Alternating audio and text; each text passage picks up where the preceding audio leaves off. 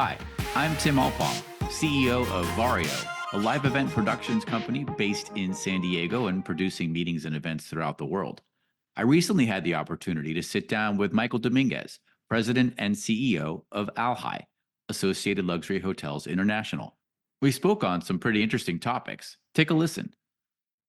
By definition, did we have a recession? Did we not have a recession? I mean, you talk about everything's been trending positive, and at some point the bubble's going to burst. Yeah.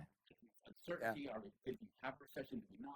What are your comments on that, at least by definition? I think it is a miss on our part that we all know in 20 we had a recession. A recession for the last 40 years has been defined by two consecutive quarters of declining GDP. We had that when we shut down the country. That everybody understands. The next one that we had a big argument in this country about was at the end of 21 and early 22, where we had two declining quarters of GDP.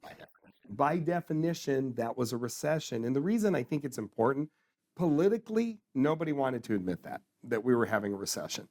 But economically, if we did have a recession, this means this is an expansion, and we are expanding, and we should have more confidence around this expansion. You can't have a recovery without a downturn. Exactly. No one wanted to admit we had downturn. Exactly. So therefore, we're in this extended period of uncertainty. Are we recovering, or are we just maintaining? We're kind of going up. We are. But you had to have a downturn. Right? Exactly. And that is, I was joking that the best way I've always explained recessions in the economy, it's like dieting, is when we put on too much weight, we tend to diet to get healthy. I know.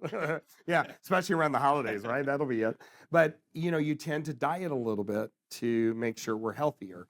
It's the same with the economy. When our economy gets too big, we need to diet a little bit. So, exactly. You don't want to crash diet, and that is 2008. That's what you want to try to avoid. And one of the things that I think is important, and the reason the R word is so scary when you talk about recession, is if you're under 40, the only two recessions you've ever experienced were the worst two we've seen in 50 years. And I'm old enough to know we had recessions that you barely felt. It was just where we got into very stagnant growth for an 18-month window, and then we run.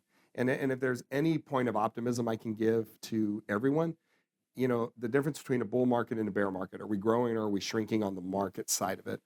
A bear market's average time is 18 months. The average bull market over the last 40 years is almost 6.5, 7 years. So even if we're in that downtime, it's not going to last very long.